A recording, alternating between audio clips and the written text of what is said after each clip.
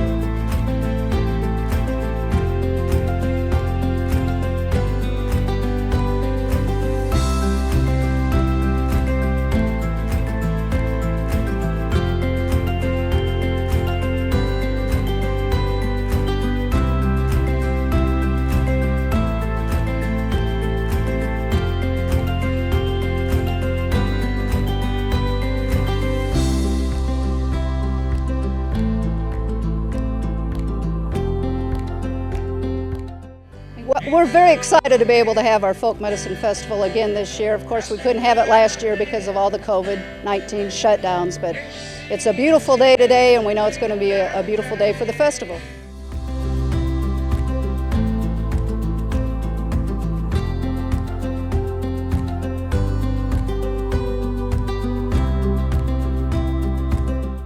We still have the quilt show. It's a little bit different this year.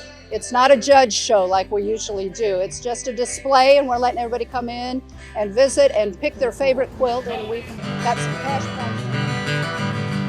All my memories gathered round her.